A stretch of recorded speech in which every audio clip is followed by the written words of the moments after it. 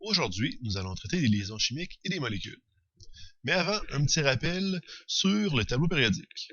Je vous pose la question, quelle famille a une réactivité nulle? Donc, si on se souvient bien de notre cours de secondaire 4, c'est la famille 8A, celle des gaz nobles, qui contient l'hélium, le néon, l'argon, le krypton, le xénon, le radon. Pourquoi est-ce que cette famille a une réactivité nulle?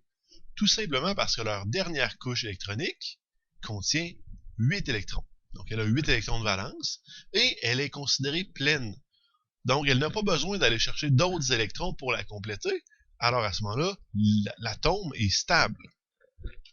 Les autres éléments, qu'est-ce qu'ils vont vouloir faire? Ils vont chercher à acquérir la stabilité des gaz nobles. Donc ils vont aller chercher des électrons pour atteindre 8 électrons de valence comme les gaz nobles, ou si c'est plus facile, ils vont essayer de perdre des électrons pour arriver à 0 électrons de valence sur leur dernière couche. Ce qui veut dire que l'avant-dernière couche devient la dernière et qu'elle est maintenant pleine. C'est ce qu'on appelle la règle de l'octet. Donc un petit rappel, l'argon, qui est un gaz noble, si on utilise la notation de Lewis, on va marquer le symbole atomique au milieu et les électrons de valence autour. L'argon étant un gaz noble, a 8 électrons de valence. Donc, il va avoir 4 paires d'électrons. Et, comme ces paires sont complètes, c'est un atome qui va être stable et qui ne va pas faire de liaison chimique. Maintenant, si on regarde l'oxygène, je regarde dans le tableau périodique, il est dans la famille 6, donc il va avoir 6 électrons de valence. Je remplis chaque côté, puis je complète avec les 2 électrons qui restent, et j'observe que j'ai 2 électrons qui sont tout seuls. Donc ici, l'oxygène va vouloir aller chercher 2 électrons pour compléter les 2 paires que j'ai identifiées avec les flèches vertes.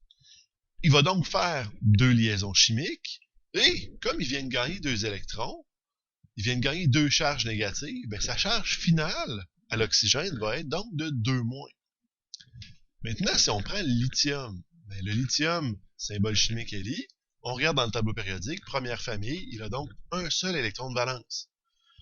Donc, son électron, si on veut répondre à la règle de l'octet, il va vouloir s'en débarrasser. Donc, il va faire une liaison chimique pour se débarrasser de son électron. Donc, il va perdre un électron, il va donc former une seule liaison, et comme il a perdu une charge négative, il se ramasse en surplus positif, il y a une charge de 1+. Donc ici, c'est comme ça qu'on construit, avec la notation de Lewis, nos différentes molécules, nos différents atomes, pardon, et comment on peut déterminer c'est quoi la charge. Donc, combien il y a de doublets à compléter, combien il y a d'électrons à perdre. Maintenant, si on veut construire une molécule, j'en fais une très très simple en exemple, l'eau. Donc, si je veux créer une molécule d'eau, donc soit la réaction entre l'hydrogène et l'oxygène, je commence. Je vais prendre l'hydrogène, première famille, un électron de valence. Donc, l'hydrogène va vouloir faire une liaison chimique avec son électron de valence qui est tout seul. Il va le faire avec l'oxygène, famille 6, donc 6 électrons de valence. Et il y a un doublet qui est vide lui aussi, qui lui manque un électron.